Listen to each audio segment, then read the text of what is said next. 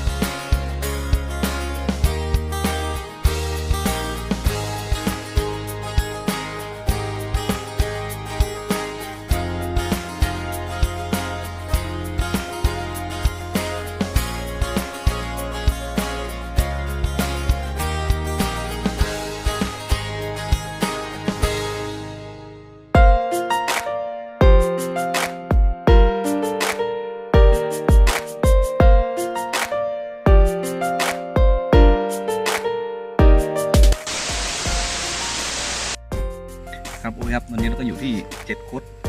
โป่งก้อนเสานะครับผม What the fuck ก็เป็นศูนย์เรียนรู้นะครับผมเป็นเชิงนิเวศนะครับผมก็ลองดูว่าวิวดีครับผมก็นี่ครับเต็นท์เราครับผมส่วนว่าเต็นท์เพื่อนนะผมก็มาด้วยกันนะครับผมก็จะเป็นคนละสไตล์นะครับผมโอเคก็จะพาไปชมวิวนะครับผมชมวิวชมเต็นท์นะครับผมไปตามไปเลยครับโอเคครับโอ้ยครับนี่ครับเต็นท์เราครับสายน้ำเงินนะผมเราไม่ใช่สายเทานะผมเราไม่ใช่สายดาร์กครับเป็นสายน้ำเงินนะผมเต็นท์เราของใหม่ครับมาลองของใหม่ครับตอนกลางก็เจอฝนไปแล้วครับผมกลางแทบไม่ทันนะครับดูบรรยากาศดูวิวดูครับนะครับ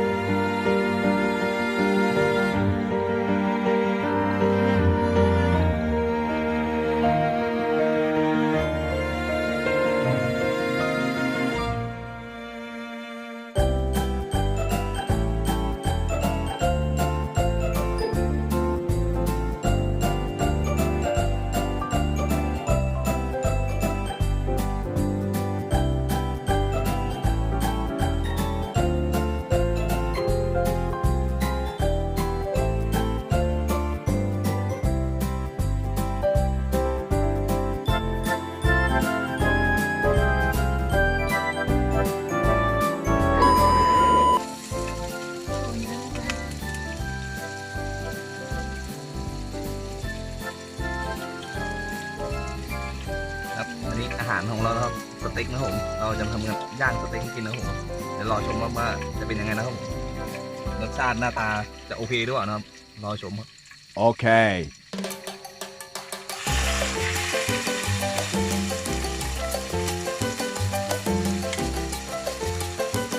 เนี่ยเราจะมีรสแมรี่ด้วยนะครับผมเราจะใส่รสแมรี่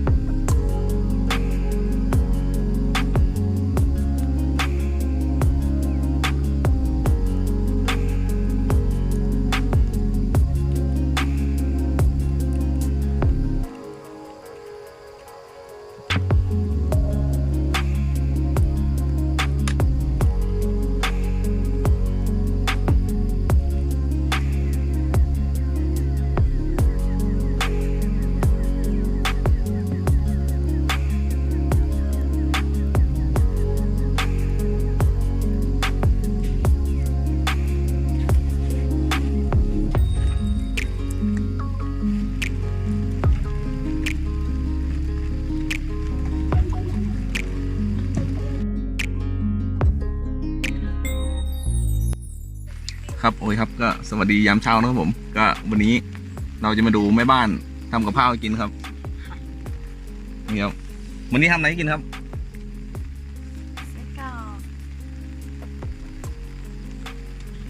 เห็นไหมโอเคเดี๋ยวเรามารอดูหน้าตากันนะผมก็วันนี้เป็นเช้าที่มืดมนครับฝนตกครับผมโอเคเดี๋ยวให้ดูสภาพฝนนะครับผม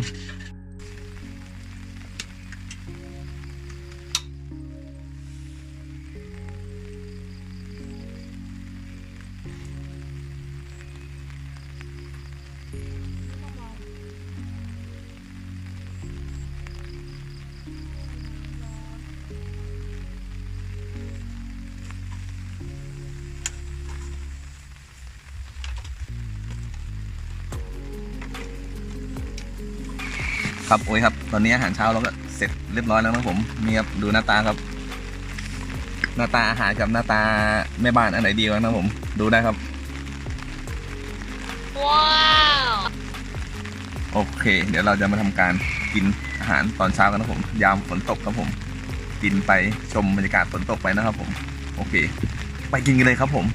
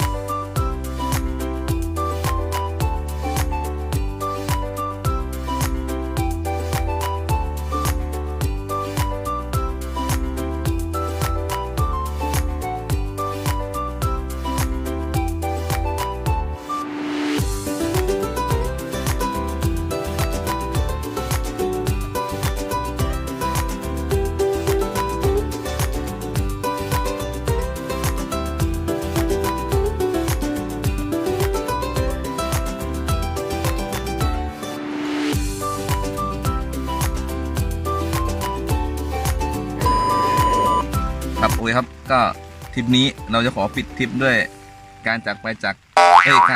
กับฝนนะครับผมก็ทริปนี้จะเป็นทริปของอะไรวะลืม What the fuck 7 คดโป่งก้อนเศร้านะครับผมถ้าพูดผิดยังไงก็ขออภัยด้วยนะครับผมก็เดี๋ยวเราจะไปขึ้นป้ายให้ดูครับแล้วก็ขึ้นซับอีกทีครับโอเคถ้างั้นเดี๋ยวเราจากไปด้วยทริปนี้แล้วกันทริปหน้าTeenoyza Channelจะไปซ่าเรื่องเที่ยวหรือซ่าเรื่องกินที่ไหนฝากกดไลค์กดแชร์กดซับสไครต์ให้ด้วยนะครับผมเพื่อเป็นกำลังใจครับผมโอเคบายบ๊ายบาย